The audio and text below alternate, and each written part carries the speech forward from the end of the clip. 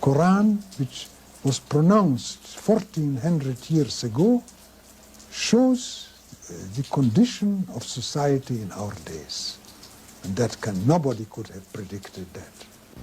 Especially the Surah Al-Hakum Al-Takasuru, that impressed me enormously, because that is the picture of the world of today. I had no religious inclination, precisely.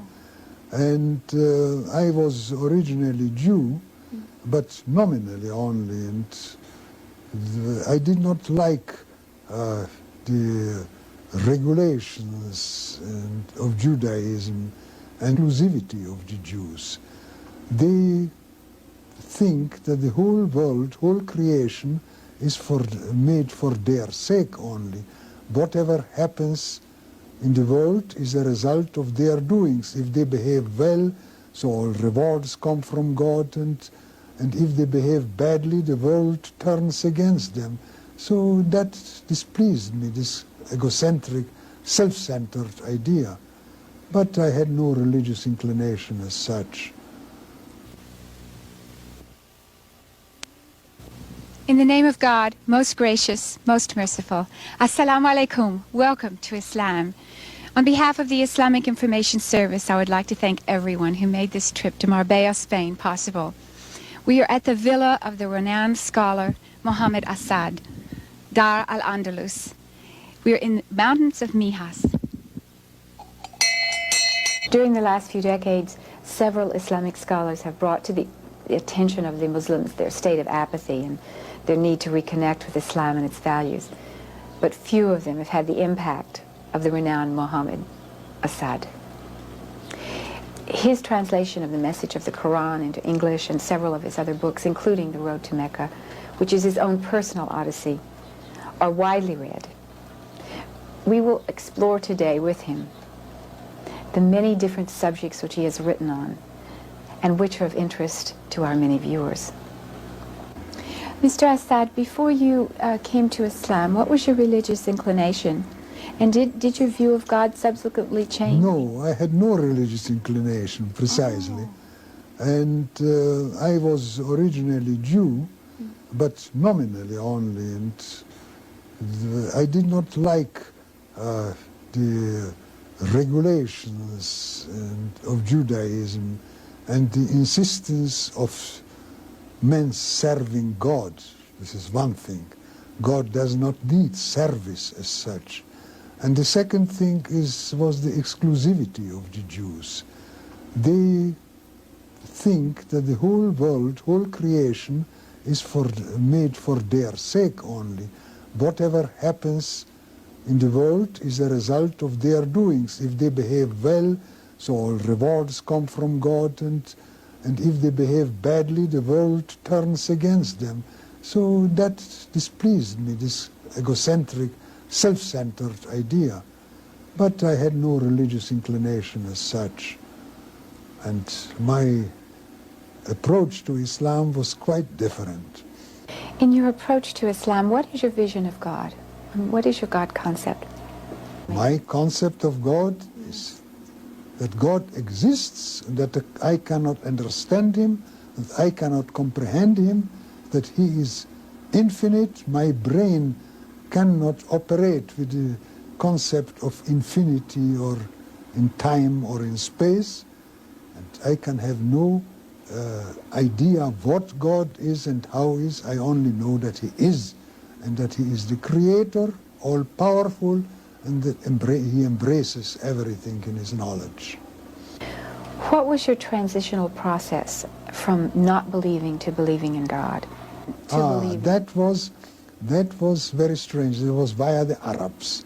I came when I was very young. I was 22 years old. I was invited by a relative of mine to Palestine, and I lived for some months in Jerusalem. And almost from the very beginning, I fell in love with Arabs. I liked their way of approaching life, of doing things. I liked their way, how they spoke, and their openness and directness. And later on, I was a journalist at that time, And I was traveling for years as a special correspondent of German and Swiss newspapers in the Middle East and farther east. And gradually I became interested to know what the Arabs think, what are their ideas. My Arabic was very limited at that time, so I had to rely mostly on writings in European languages, which didn't satisfy me.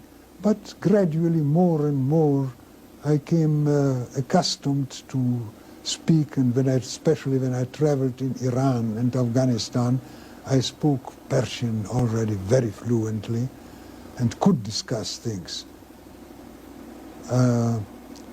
In Afghanistan especially, I spoke with people who were deeply imbued with Islam and interested, and talked with them and learned through talking with them more and more. Then finally, when I returned to Europe, after my second long trip, after many years, 1926, I began to read seriously the Quran with a translation, German translation, because my Arabic, as I told you, was still insufficient. And my wife, my first wife, who was older than me and so, shared in these things with me. One day I was reading the Quran in a German translation, and for some reason or other we had to go out. I think I described that in the road to Mecca, Yes. this experience. When I became convinced suddenly that this book could not have been composed by a man who lived in Arabia 13 or 1400 years ago, who did not know the outside world except a little bit of Syria and so, who did not read and write. It must have been inspired, but inspired by whom? Inspired by God. And it became like a flash. I became convinced that the Quran is the word of God. What German translation was that? That was, I think, by Rickert. I don't know exactly, or Henning, or something like that. There are several German translations, none of them good, all biased, of course. They are made by Orientalists, Yes. and Orientalists, as you know, are descendants of missionaries. The Orientalist science in the West was developed by missionaries in the Middle Ages in order to convert Muslims to Christianity. So Orientalists carry that weight with them to this day. They are improving gradually, but what I read in those days, 60 years ago, was not very good. But still it made quite an impression on It made an impression on me because the text was there and not their concept of Islam impressed me, but what they reproduced. And especially the Surah Al-Hakum Al-Takasuru, that impressed me enormously, because that is the picture of the world of today. Now, in our days, this takasur, striving for more and more, the lack of knowledge of what may happen later, and God's statement that you will see, you will find, you are in hell now. لو ترون الجحيم ثم لتسألن يومئذ لترون الجحيم ثم لترونها عين اليقين ثم لتسألن يومئذ عن النعيم. You see, now if you would look at it, you would see that you are in hell. But one day you will see it with the eye of certainty. And on that day you will be asked, what did you do with the boon of life? This gave me a shock, practically. And I was really physically shaking when I read this. Quran, which was pronounced 1400 years ago, shows the condition of society in our days. And nobody could have predicted that. What was the difference when you learned the Quran in Arabic? And what changes did it make in your perception? No, there were no changes. There was a deepening only. And I say, when I started working on my translation of the Quran, the message of the Quran, I thought the work would take me 2 years. And it took me 17 years. Goodness. Because every day I discovered more layers and more layers and more layers, one above the other, one under the other. And I became convinced that I know less of the Quran than I knew before, because I realized how much more is left which I don't understand yet, which I don't know.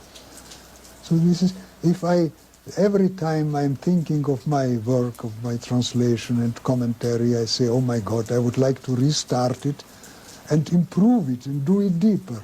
Perhaps one day I will. There is a science to commentary, to doing commentary. Yes, but you see, what I would like now is to write about consecutive meditations on the Quran, thinking on various parts of the Quran and trying to find these deeper layers which escape one at the first glance and at the second glance even. And if God gives me life, I will work on it. What about man's relationship to God and God's relationship to man? Man is God's creature, is utterly dependent on God and is nothing without God. God, on the other hand, is entirely independent, does not need man. God does not need anything. God does not need our prayers. God does not need even our statement that He is one and unique. It is for our benefit that He asks us to realize these things, to pray and to realize His oneness, not for His own sake, because He is in no need of anything. So, what about this oneness? The what? The oneness, the unity. Oneness. Oneness means that there is absolutely no reality apart from God, no deeper reality, that God embraces everything, that everything that exists or could potentially exist comes from God and is a result of God's will. So this unifies man with God and with nature, with the rest of creation? First it unifies God with man, it gives him inner peace also. It unifies man with man, because all are cogs of the same wheel. And this is for our benefit that the Quran stresses from the beginning to the end that men must recognize the oneness of God. Is this a different kind of oneness than from other religions? I mean, Islam's concept of oneness, is this different? Of course, I don't know of any religion which stresses the oneness in that sense. Now, for example, Judaism is also very monotheistic. It has the concept of oneness. But the concept of God by the Jews is mainly the God of the people of Israel. It is a remnant of a tribal concept of deity. While in Islam, we are taught to understand, as much as human brains can understand, that God is everything that exists in Allah, in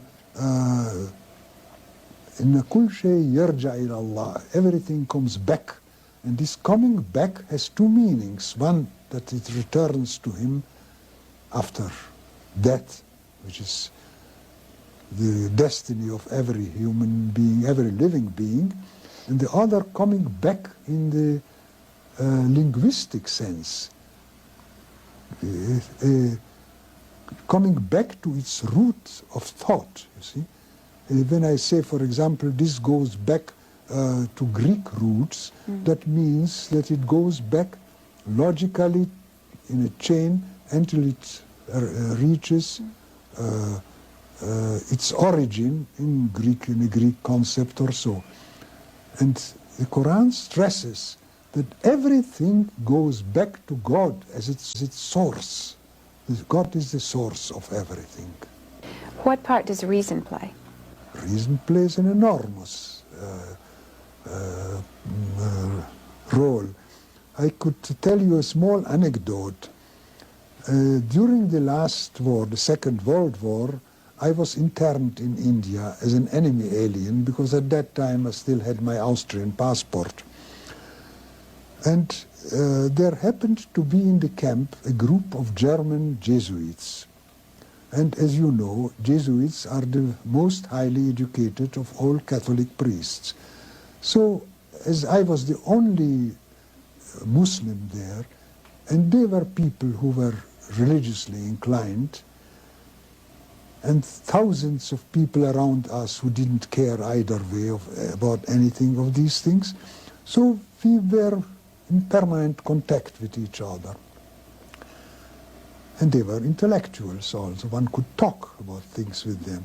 And their leader was one, a Bavarian Prince Löwenstein, very aristocratic old family and very well educated. And one day he told me, you see, Asad, it is a very strange thing. You were a Jew. For you, the logical thing would have been to become a Christian. Why did you jump to Islam? So I say, I will tell you this. And before I tell you it, I promise you one thing. Not everything is lost from your point of view. I am prepared to become a Christian today, provided you answer me one question satisfactorily. And if you do, you can take me next Sunday to the chapel tent and baptize me publicly, and I will accept it. He said, strange. What is the question? So I tell you, I asked him, could you explain to me the Trinity? So he said, you see, Asad, this is a mystery. I mean, we spoke German, mysterium, which has a slightly different meaning than mystery in English. This is a mysterium. When you achieve faith, your heart will make you understand that. So I said, that was the reason why I become a Muslim. You tell me, gain faith, and then you will understand. My religion tells me, use your reason, and you will gain faith. Ah, yes. And so he gave it up. And I didn't become a Christian. Oh, my. So this is, you ask me what role the reason plays. The reason plays an enormous role. Of course, the reason doesn't answer everything. I mean, science has a tremendous role in Islam. As you know, knowledge in general is, striving after knowledge is the duty of every Muslim, man, woman. And, but science as such does not solve every problem. Science can only judge, calculate, connect fragments which are visible or measurable, and cannot give you the insight into the deepest reality. That can only come through faith. So men may never find truth through scientific reasoning? And true science helps, but it's not the only way. And there is in the Quran a lot that confirms science. I wouldn't say the science confirms the Quran, but on the other hand, there is a lot in the Quran that relates to science. For example, the statement, we have created every living being out of water. And the science of biology tells you that water is the source of every living being and every living cell. So This is also one of such evidences that the Quran is an inspired book that shows realities which neither of the Sahaba could not understand. Omar ibn al-Khattab could not understand what it means. We have created every living thing out of water. We can understand it not by our own merit, but simply because many generations of people have worked on this problem. Are these the kinds of things that separate the Quran from other scriptures?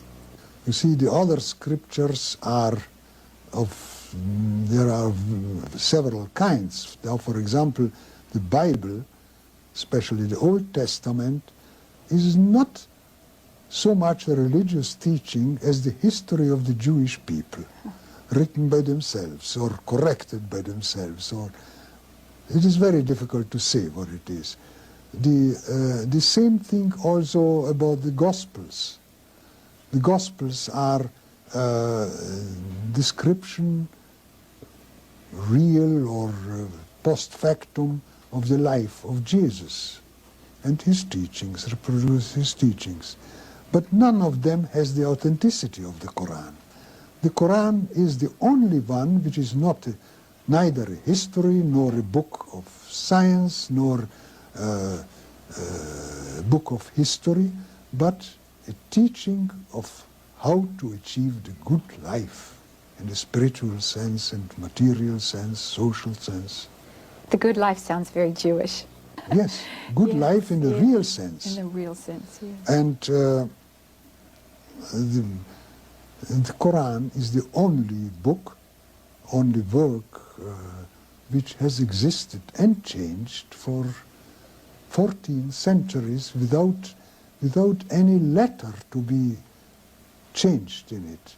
It is exactly that Quran which has been revealed to the Prophet. Mr. Asad, you described for our viewing audience a concept of the God in Christianity, a concept of God in Judaism. There must have been a time in your life when you felt the omnipotence of God. Well, I described that also in this book, The Road to Mecca. In the first chapter, when I speak of having lost my way in the desert, in the northern desert in Saudi Arabia, and almost died of thirst. And then I was found by people and rescued, and I had suddenly the feeling that nothing can really happen to me.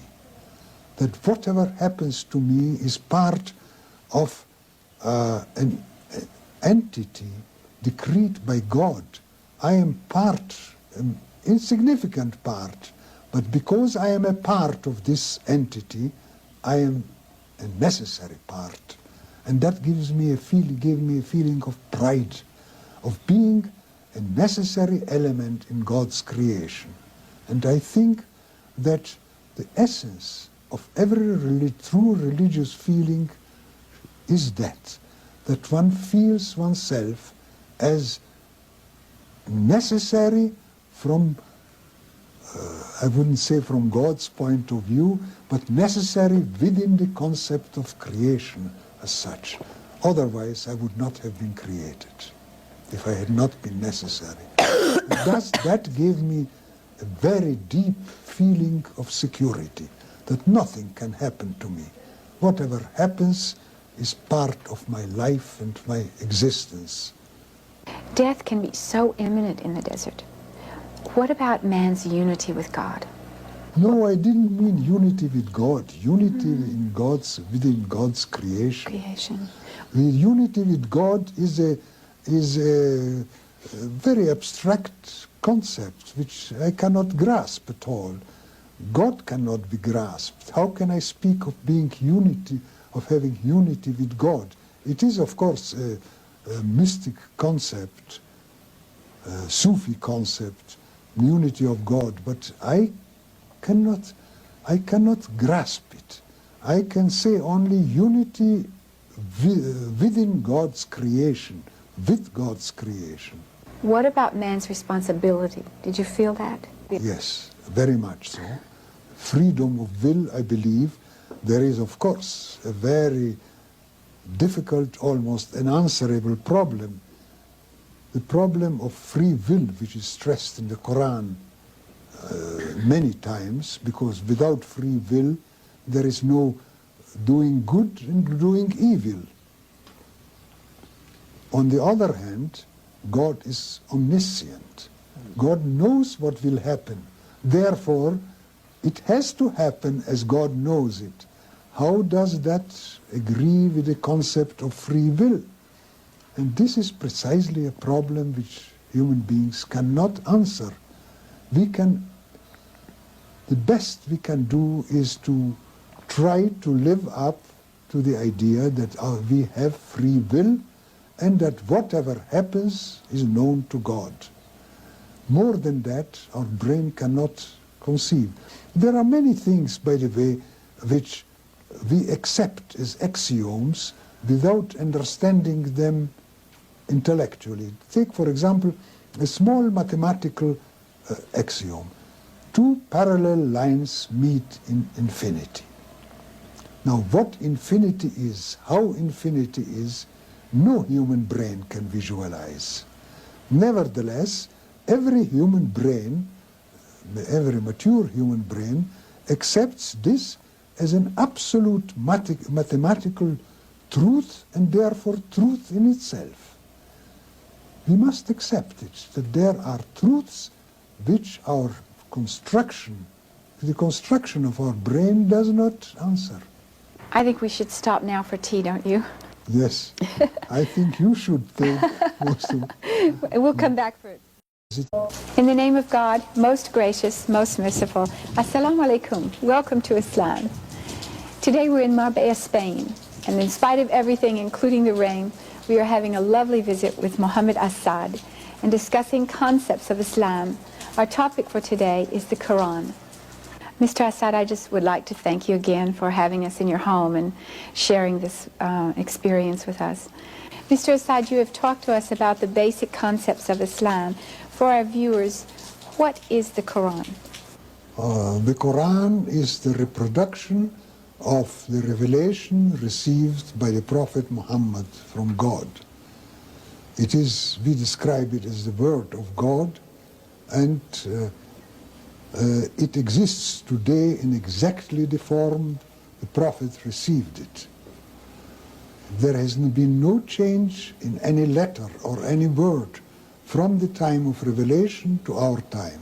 And this is the only scripture of its kind which has remained 14 centuries without the slightest change in language or in script. You mentioned earlier about the difference between the Quran and other scriptures. Would you like to elaborate on this? Yes, precisely. The difference is this, that the Quran is not a book of history, not a book of science, but it is simply a message of guidance, ethical guidance, spiritual guidance. It teaches the human being how to achieve the good life in the best sense of the word, socially, spiritually, individually. And what is the methodology of the study of the Quran? First of all, we must realize that the Quran is a unity without contradictions. Therefore, we have to, when we read a verse of the Quran, we must correlate it with other verses. By studying the Quran, you must make permanently cross-references from one part, one surah to another surah, from one verse to another verse. Sometimes a verse gives the outline of an idea which is made clear in another verse in quite a different place. Therefore, permanent cross-referencing is necessary to understand the Quran. Yes, go ahead.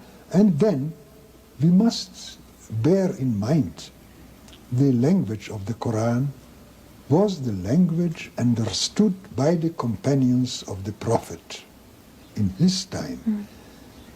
Whatever had meaning a word of the Quran or a sentence had for the companions of the Prophet must be the meaning for us. For instance, the mistake is made very frequently by Muslims and non-Muslims in describing the Quran as a book, translating the word kitab as book. But the Quran has not been a book in the time of the Prophet.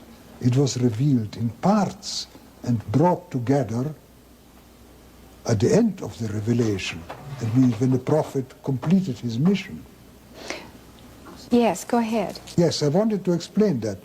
Now, when the companions heard the word kitab, they took it in the sense of order, decree. For example, kutiba alaykum as-siyam. Fasting has been prescribed or ordained for you. In that sense, the Quran is, as I have translated it, a divine writ, not a book, as it is. Then the other thing is al-Muslim, al-Muslimun, al-Muslimat, and so forth. When the companions heard for the first time, the word al-Muslimun, they did not have before them the picture of an organized community of Muslims. They understood the word in its literal meaning. That means a Muslim is one who has surrendered himself, that is, to God. Therefore, in my translation of the Quran, the word Muslim does not occur. Wherever it occurs in the Arabic text, it is translated as one who has surrendered himself to God. In that sense, for example, Abraham is described as a Muslim. He was one who surrendered himself to God. And this understanding of the companions must be guiding for us in the understanding of the Quran throughout. What was a concept in the time of the Prophet must be reflected in our understanding. So then the difficulties in translation would be trying to reconstruct these concepts in another language. But they exist because you have pre-Islamic poetry, you have Islamic literature which predates the Quran, where these meanings are quite clear. Can you tell us something about the development of the Quranic commentary?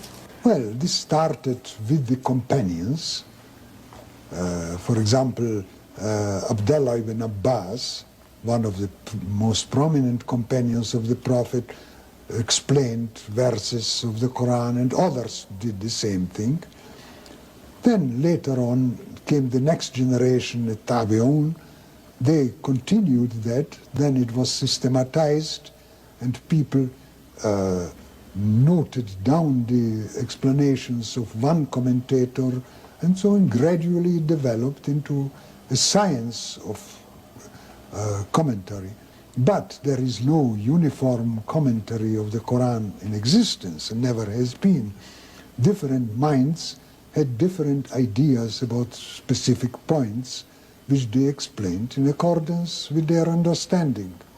For example, you find differences between the Kashaf of Zamakhshari and the Tafsir al-Kabir of Razi or Tabari. And each of them approached the Quran through his own mind and, of course, with his outstanding knowledge of Arabic grammar, and Arab history. And so it gradually developed into a science which is many-sided and with many facets. Could the Quran in any way be corrupted by different individual commentaries? No, the Quran cannot be corrupted as long as its text exists. A commentator may make a mistake, may be right, but the Quran speaks for itself. If somebody makes a mistake, another commentator will correct it. And there have been differences of opinion between the commentators themselves. For example, Razi speaks very highly of his predecessor, Zamakhshari, but sometimes he differs from him. And he says, the author of the Kashaf, that is Zamakshari, explained this in such and such way. I understand it differently. And he did, and neither blamed the other for being unfaithful to the Quran. Each tried to explain it according to his own understanding. What about you? What is your attitude toward the interpretation of miracles and jinns in the Quran? There is no fixed principle by me. I believe in miracles, but I believe in this word of the Quran, Innal ayatu min Allahi. The miracles are with God alone. Miracle is an act of God, an unusual act of God, in order to transmit a message to people which cannot be expressed in words, which can be expressed only by a concept of ideas or pictures together, and this is a miracle. And there is no supernatural miracle, because everything that exists in creation is natural. All creation of God is natural. Therefore, miracles are part of the nature which God has given his creation. So then what makes them a miracle is actually a lack of understanding. Precisely. Miracles are, to my mind, a special way of transmitting a message which cannot be transmitted by mere words. There are many stories in the Bible, or allegories in the Bible, one of which is the creation of man, Adam and Eve, the story of Jesus, the story of Moses. And the Quran approaches these from a different perspective, sort of sets straight the record, so to speak. What is your feeling about this? What is your view on this? I could not quite understand your question. What is the meaning, the difference between the Quranic concept of the creation of man? True. That you meant? Yes. Well, the Quran has, whenever the term Adam is used, it mostly means the human race as such. It does not mean simply one person. That becomes quite clear in a verse, I think it is in, I cannot tell you offhand in which surah it is, when it says that Adam has been created of dust. Dust means in the Quran the inorganic and organic particles of existence. Adam has been created from that. And when God wanted to create him, he said, Kun fayakun. If Adam had been meant, by Adam had been meant a single person who has died since, it should have been, God said, Kun fakana. But it remains present. God said, be, and it is, and he is.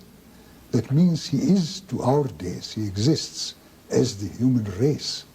This is to me the evidence that by Adam the human race is meant and not just one person, which is allegorically contracted very often into a pair, Adam and Eve.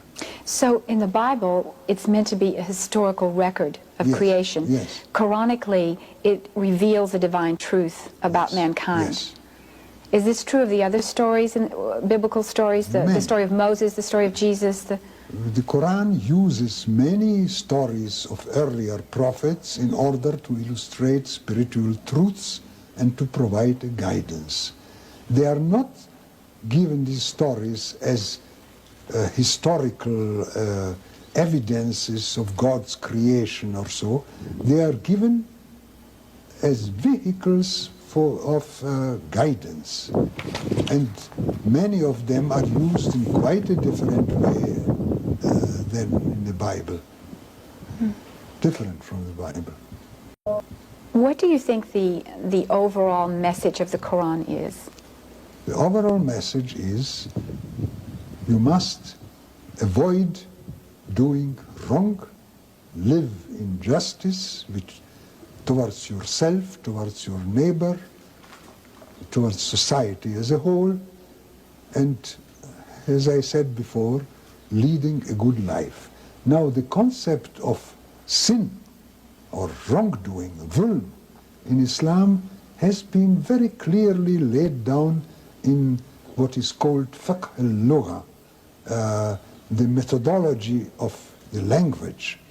What is dhulm in the Arabic language? Dhulm means placing a thing, an object, in its wrong place. Now, when you, for example, take this piece of paper which you are holding and you tear it up, although it should not have been torn up, this is, from the linguistic point, dhulm, because it is the improper use of this object.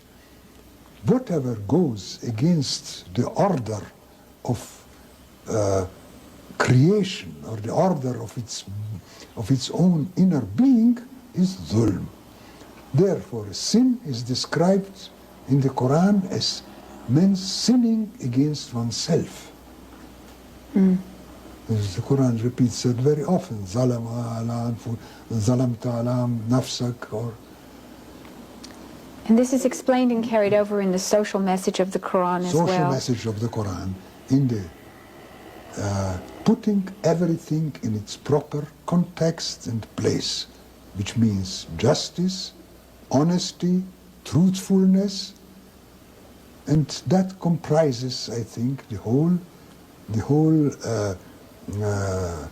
message of the Quran, including mercy and graciousness towards other living beings. The Quran incorporates all the prophets. It discusses all the prophets. So is this the basic message since the beginning of Abraham? Yes. The Quran does not mention all the prophets, mentions only some of them, but it stresses again and again that the message, the fundamental message, was always the same. Namely, the message that God is unique, one, indivisible, and that He is the creator of everything that exists. And that everything that exists can exist only through His will. And this message was the message of all the prophets before the Prophet Muhammad sallallahu alaihi wasallam. And you were discussing earlier about the depth of the Quran and that there are many levels. Yes. This is the Quran, the only scripture which affords these different levels to your knowledge? Probably there are in other scriptures also different levels. I wouldn't say, I wouldn't deny that there are levels of meaning in, say, in the Vedas or in the Upanishads of the Hindus as well, or in the Bible also. But I know that the Quran has many meanings. For example, to give you a small instance, وما فرطنا من شيء وما فرطنا في الكتاب من شيء. We have not omitted anything in this divine writ. That does not mean necessarily that everything that exists is mentioned in the Quran as some people think. It exists that everything that was necessary for your guidance, for your well-being, individually and socially, has been mentioned in the Quran. What about the concept of original sin? There is no such a concept in Islam. Sin can only be individual. God does not impose any burden on the human being beyond what he is able to bear. That is repeated several times in the Quran. Original sin is a purely biblical concept, I would rather say Christian concept, arising from a specific understanding of the biblical message. Quran does not know anything about original sin. Every child, according to the So Islam in general, Quran and explanations by the Prophet, is born in purity. And sinning is an act of one's later life, always individual. When reading and studying the Quran, should it be read and understood conceptually, or should it be taken on face value as complete truth, word for word? No, you see, you cannot take any book like this, like the Quran, literally always only. It must be studied with an endeavor to understand it. There are many verses in the Quran which are clear-cut and as laws, for example, injunctions, and others which are allegorical. And the Quran itself says that there are muhkamat verses, that means verses which are clear in and by themselves, and others which are mutashabihat, that means which are allegorical or metaphorical.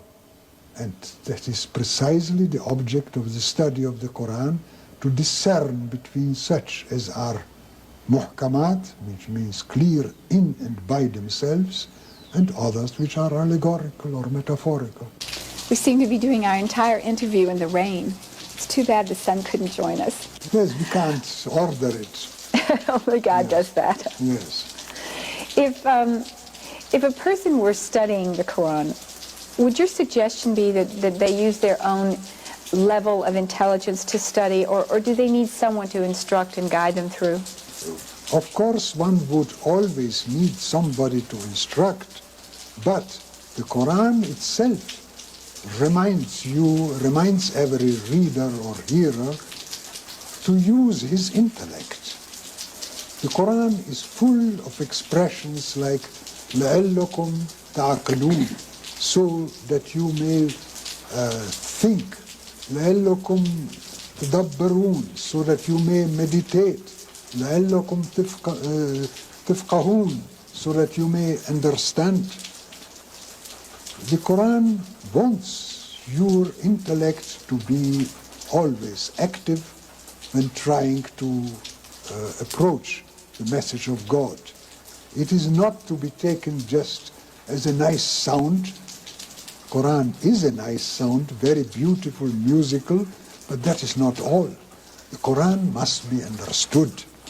And therefore, God himself has dedicated this book or this decree, this divine writ, to people who think, لِقَوْمٍ يَتَفَكَّرُونَ. This I have used as a dedication on my edition of the message of the Quran. So when a person is studying the Quran, and would it apply to that person in his life, in today's world? Or does he simply reflect on Of course. the Quran in the time of the Prophet? No, the Quran must be understood individually. The Quran has been revealed not for the companions of the Prophet only, but for you and for me, for everybody who is around us. One can say boldly, the Quran has been revealed for me. Every one of us has the right to say that, and has even the duty of saying that, because the Quranic message is universal, and it never ceases to be actual. So we must try to understand it with all the intellectual means at our disposal. That we, whenever possible, we will try to avail ourselves of the help of people who know better, know more than we do. But that is optional.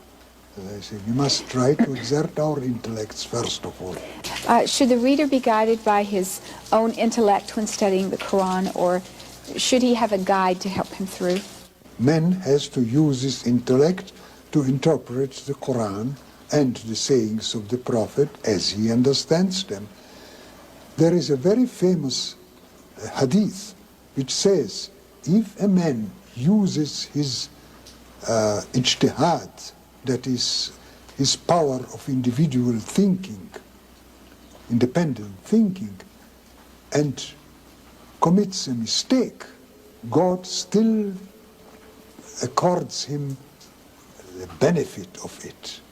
And if one exercises ijtihad and comes to a correct result, God gives double reward for it. So it means God wants us to exert our reason even at the risk of our failing. The Quran is inviolable. The Quran cannot be damaged by your or my making mistakes. It will always remain the eternal word of God. And it's our intention that Intention makes it, that yes. counts, yes. إِنَّمَا الْأَعْمَالُ بِالنِّيَّاتِ. All actions are judged in accordance with the intentions that motivated them.